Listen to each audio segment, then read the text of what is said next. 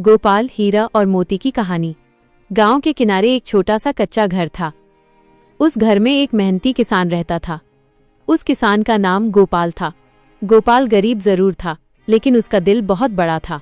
उसके पास ज्यादा जमीन नहीं थी, लेकिन जो भी था वो मेहनत से संभालता था। गोपाल के पास 2 बैल थे। उनका नाम था हीरा और मोती। हीरा काले रंग का था और बहुत शांत स्वभाव का था।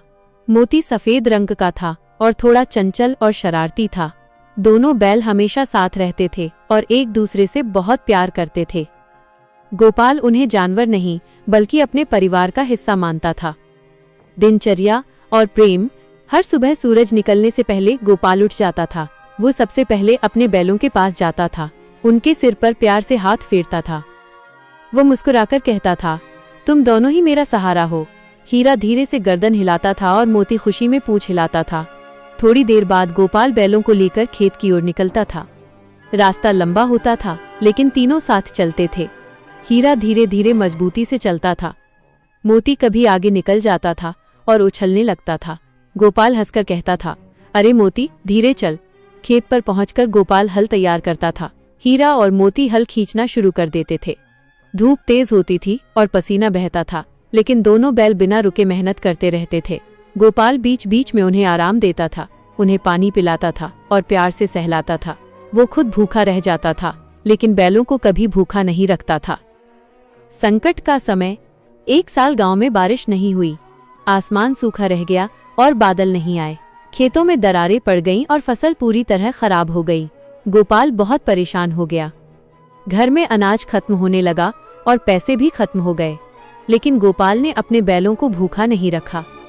वह खुद कम खाता था, लेकिन हीरा और मोती को पूरा चारा देता था। एक दिन मोती ने धीरे से हीरा से कहा, हमारा मालिक बहुत दुखी है। हीरा बोला, हाँ, हमें उसका साथ देना चाहिए। दोनों बैल अपने मालिक के दुख को समझते थे। कठिन निर्णय। एक दिन गांव में एक अमीर व्यापारी आया। उसने हीरा और मोती को देखा और उसे वे बहुत पसंद आए। वो गोपाल के पास गया और बोला, इन बैलों को मुझे बेच दो, मैं तुम्हें बहुत पैसे दूंगा। गोपाल चुप हो गया और सोच में पड़ गया। उसे पैसों की बहुत जरूरत थी, लेकिन वो बैलों से बहुत प्यार करता था। उसने मना कर दिया और कहा, मैं इन्हें नहीं बेच सकता। व्यापारी नाराज होकर चला गया। दिन बीतते गए और हालात और खराब हो गए। गोपाल के पास कोई रास्ता नहीं बचा। आखिरकार उसने भारी मन से फैसला लिया कि उसे बैलों को बेचना पड़ेगा। उसकी आंखों में आंसू आ गए। हीरा और मोती भी उदास हो गए। मोती बोला, क्या अब हम अलग हो जाएंगे? हीरा बोला, शायद, लेकिन हमें हिम्मत रखनी होगी। बिछड़ना और वापसी।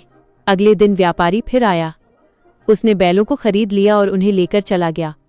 नया मालिक बहुत कठोर था। वो बैलों से बहुत काम करवाता था, लेकिन उन्हें ठीक से खाना नहीं देता था। हीरा कमजोर होने लगा और मोती भी थकने लगा। मोती बोला, हमारा गोपाल कितना अच्छा था। हीरा बोला, हमें वापस जाना होगा। एक रात दोनों बैलों ने भागने का फैसला किया। उन्होंने अपनी रस्सी तोड़ दी और धीरे धीरे वहां से निकल गए। अंधेरा था, लेकिन वे अपने घर का रास्ता पहचानते थे। रास्ता लंबा और कठिन था, लेकिन उनका हौसला मजबूत था। चलते चलते वे सुबह तक अपने गांव पहुंच गए। वे सीधे गोपाल के घर के सामने आकर खड़े हो गए। गोपाल बाहर आया और जब उसने उन्हें देखा तो उसकी आंखों में आंसू आ गए। वो दौड़कर उनके पास गया और उन्हें गले लगा लिया। वह खुशी से बोला, तुम वापस आ गए। हीरा और मोती भी बहुत खुश थे। सुखद अंत। गोपाल ने तय किया कि अब वो उन्हें कभी नहीं बेचेगा। गांव वालों ने भी गोपाल की मदद की। किसी ने अनाज दिया और किसी ने पैसे दिए। धीरे धीरे गोपाल की हालत सुधरने लगी। अगले साल अच्छी बारिश हुई। खेत हरे भरे हो गए और फसल लहलहाने लगी। हीरा और मोती ने जी जान से मेहनत की। गोपाल की जिंदगी फिर से खुशियों से भर गई। तीनों फिर से खुशी खुशी साथ रहने लगे। सीख, सच्चा प्यार और वफादारी कभी बेकार नहीं जाती।